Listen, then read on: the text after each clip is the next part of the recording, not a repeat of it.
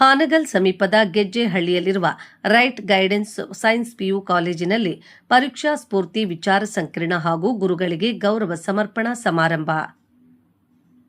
ಬದುಕನ್ನು ಪ್ರೀತಿಸುವ ಕೌಟುಂಬಿಕ ಸಂಬಂಧಗಳನ್ನು ವೃದ್ಧಿಗೊಳಿಸುವ ಸಾಮರ್ಥ್ಯದ ಚಿಂತನೆಗಳನ್ನು ಯುವ ಸಮುದಾಯದಲ್ಲಿ ಜಾಗೃತಗೊಳಿಸುವ ಇಂದಿನ ಅಗತ್ಯವನ್ನು ಅರಿತು ಪಾಲಕರು, ಶಿಕ್ಷಕರು, ಯುವಕರು, ವಿದ್ಯಾರ್ಥಿಗಳಿಗೆ ಮಾರ್ಗದರ್ಶನ ಮಾಡಬೇಕಾಗಿದೆ. ಕಾರ್ಯಕ್ರಮದ ಉದ್ಘಾಟಕರಾದ ಪ್ರೊಫೆಸರ್ ಮಾರುತಿ ಸಿಡ್ಲಾಪುರ ತಿಳಿಸಿದರು.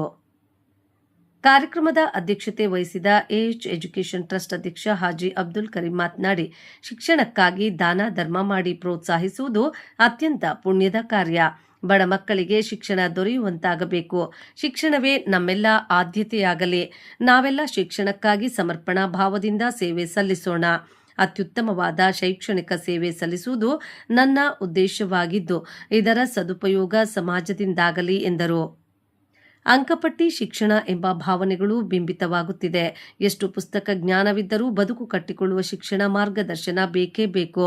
ಬದಲಾದ ಕಾಲದಲ್ಲಿ ಶೈಕ್ಷಣಿಕ ಯೋಜನೆಗಳು ಬದಲಾಗಿವೆ, ಆದರೆ ನೈತಿಕ ಶಿಕ್ಷಣದಲ್ಲಿ ಹಿನ್ನಡೆ ಸಲ್ಲದು ಎಂದರು. ಭಾಗ್ಯಶ್ರೀ ತುಪ್ಪದ್ ಕಾರ್ಯಕ್ರಮವನ್ನು ನಿರೂಪಿಸಿದರು. ವರದಿ Maltesh Tumrikoppa, Hanagal. Right guidance PU college Gejjehalli, Hanagal ಭಾಳ ವಿಶಾಲವಾದಂಥ ಒಂದು ಕಟ್ಟಡ.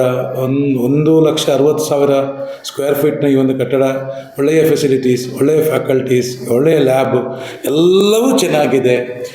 ಸುಮಾರು 2,000 ವಿದ್ಯಾರ್ಥಿಗಳಿಂದ ತುಂಬಿ ತುಳುಕಬೇಕಾದಂಥ ಈ ಒಂದು ಕಾಲೇಜು, ಅದು ತುಂಬಿ ತುಳುಕಲಿ, ವಿದ್ಯಾರ್ಥಿಗಳಿಗೆ ಒಂದು ಉಜ್ವಲ ಭವಿಷ್ಯ ಸಿಗತಕ್ಕಂತಹ ಒಂದು ಮಂದಿರ ಇದಾಗಲಿ ಅಂತ ನಾನು ಹಾರೈಸ್ತಾ ಇದ್ದೇನೆ. Thank you.